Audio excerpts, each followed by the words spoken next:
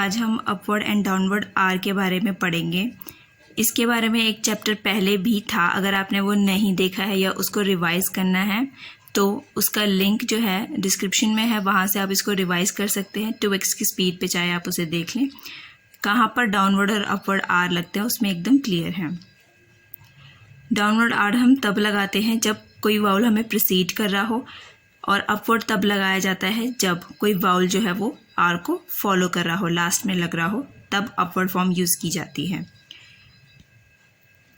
अब are followed by M, जब M आ रहा होगा, आर को फॉलो कर रहा होगा, तब हम जो है आर, इनिशियल आर को हम कैसे बनाएंगे, डाउनवर्ड ही बनाएंगे हमेशा, क्योंकि ये इजी आउटलाइन जो है वो बनती है, ईजियर जॉइनिंग होती है इसकी, इसलिए हम डाउनवर्ड फॉर्म यूज़ करते हैं। देन अपवर्ड आर यूज्ड, इनके साथ यूज़ किया जाता है वो, ये सारे आपको आपकी बुक जो है उसमें भी मिल जाएंगे, पर मैंने यहाँ पे आपकी फैसिलिटी के लिए लिख दिए हैं।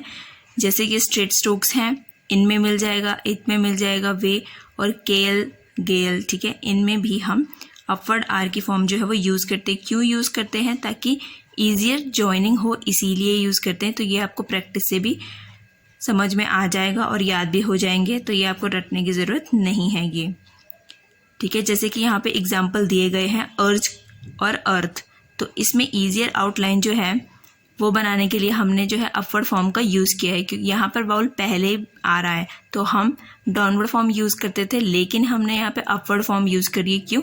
ईजी आउटलाइन बनाने के लिए, ईजी जॉइनिंग के लिए यहाँ पर ये यूज़ किया गया। मतलब ईजी जॉइनिंग के लिए आप अपवर्ड डाउनवर्ड कोई भी फॉर्म यूज़ कर सकते हैं, बेसिकली ये हमें यहाँ पे देखने को मिलता है।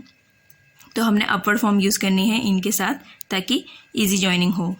देन आ जाता है हमारे पास after 2 down strokes upward form is used. क्यों यूज़ की जाती है 2 डाउन स्ट्रोक के साथ? क्योंकि वो ट्रिपल हो जाती है नीचे, तो हमें ज़्यादा लंबा हाथ खींचना पड़ता है और क्या पता हम उसे मिसरीड भी कर दें, इसीलिए हम यहाँ पर 2 डाउन स्ट्रोक्स आ गए तो एक फिर हम लास्ट में जो है वो अपवर्ड फॉर्म यूज़ कर लेते हैं। जैसे इस वर्ड में है प्रिपेयर, बट जैसे इस वर्ड में हम देख रहे हैं शफलर, तो इसमें 2 डाउन स्ट्रोक्स यहाँ पर नहीं हैं, तो इसीलिए हमने जो है क्या जो डाउनवर्ड वाली फॉर्म है आर की वो यूज़ की है। क्योंकि यहाँ पे 2 डाउन स्ट्रोक्स थे, स्ट्रेट डाउन स्ट्रोक्स थे, तो इसीलिए हमने अपवर्ड फॉर्म यूज़ करी, बट यहाँ पर ऐसा नहीं था, इसलिए हमने डाउनवर्ड फॉर्म यूज़ कर ली यहाँ पर। After single up stroke, single up stroke के बाद हम कौन सी फॉर्म यूज़ करते हैं? अपवर्ड ही फॉर्म यूज़ करते हैं। जैसे इन वर्ड्स में है अवेयर, सीधी स्ट्रोक थी एकदम, तो उसके बाद हमने स्ट्रेट आर ले लिया। क्यों? ताकि हमारा जो फ्लो है वो बना रहे। वैसे ही रोर में भी तो हमें क्या हाथ ज़्यादा हिलाने की ज़रूरत नहीं पड़ी। अभी हमें डाउनवर्ड यूज़ करती तो मैं ऐसे यूज़ करती, इससे अच्छा तो मैं सीधा स्ट्रेट यूज़ कर लूँ और ईजियर आउटलाइन मेरी वो बन जाएगी। बट जब सुफिक्स ई आर लगाओ, सुफिक्स मतलब कि जब पीछे ई आर की साउंड आ रही हो, अर की साउंड आ रही हो, तो वो डाउनवर्ड लिखा जाता है। तो इससे डाउनवर्ड लिखने से हमें क्या पता चलता है कि यहाँ पे अर की साउंड आ रही है, ये साउंड आ रही है, अर की साउंड आ रही है, तो इससे हमें ये पता चल जाता है डाउनवर्ड फॉर्म से। लेकिन अगर सिर्फ आर की ही आ रही है, साउंड आर की आ रही है ना लास्ट में, तो हम अपवर्ड फॉर्म यूज़ करते हैं। अर की आएगी तो डाउनवर्ड फॉर्म हम यूज़ करेंगे, रो रर, ठीक है, रोर अर, ठीक है। When R follows a curve और सर्कल, ठीक है, उसको जब आर फॉलो करता है, या स्ट्रेट हॉरिजॉन्टल को, स्ट्रेट हॉरिजॉन्टल मतलब जैसे ये है यहाँ पे दे रखा, ठीक है, केएल दे रखा है, स्ट्रेट हॉरिजॉन्टल अप स्ट्रोक हो गया, जैसे यहाँ पे ये दे रखा अप स्ट्रोक और सर्कल दे रखा है, ठीक है। तो अगर इनको फॉलो करता है तो आर हम क्या बनाते हैं? स्ट्रेट आर बनाते हैं, ठीक है, अपवर्ड आर बनाते हैं हम यहाँ पर जब किसी कर्व या सर्कल को या स्ट्रेट हॉरिजॉन्टल को या फिर अपवर्ड और सर्कल को फॉलो करता है।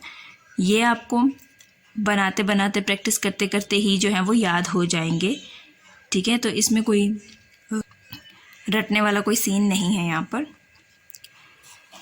देन हमारे पास आ जाता है, जैसे आप इन एग्जाम्पल्स में भी देख सकते हैं, क्लोज़र, रेज़र, तो इजीली जो है अपवर्ड फॉर्म यूज़ हो रही है। यहाँ पे डाउनवर्ड फॉर्म अगर आप यूज़ भी करना चाहो तो वो बहुत ही ऑकवर्ड बनेगा।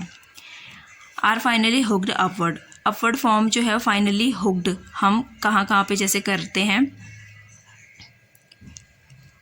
अपवर्ड फॉर्म ही जो है वो हुक्ड की जाती है, डाउनवर्ड फॉर्म जो है वो हम आर की नहीं हुक्ड करते। ठीक है, जैसे यहाँ पे पोर्शन में है, पोर्शन लगा दिया हमने, हुक लगा दिया यहाँ पर, वैसे ही फर्न में भी फर्न। ठीक है, तो एन जो है वो यहाँ पर हमने हुक लगा दिया है उसका, एन का, शन का, तो वो अपवर्ड फॉर्म में जो है आर की उनमें ही लगाना है हमने।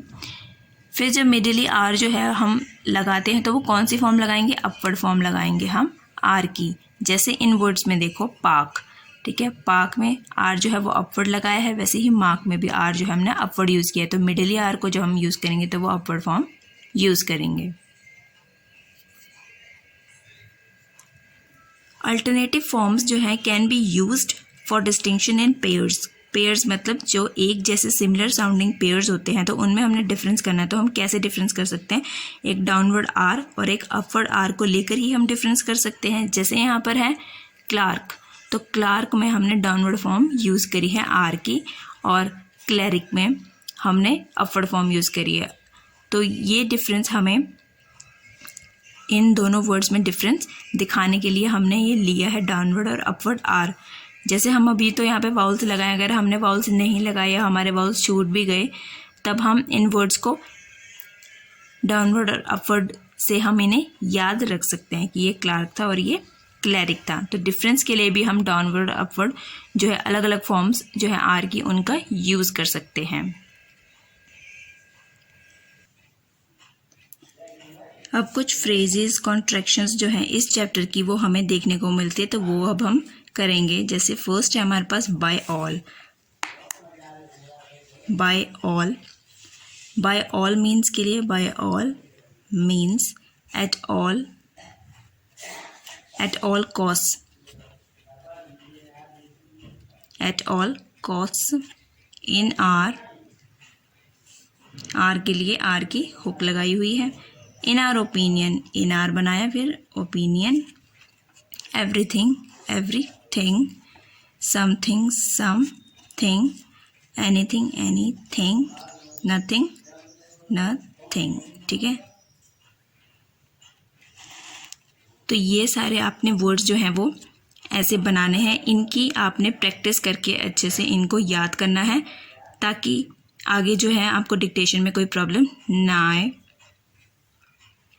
जब तक डिक्टेशंस आपकी अपलोड होती है till then practice words and phrases of the chapter.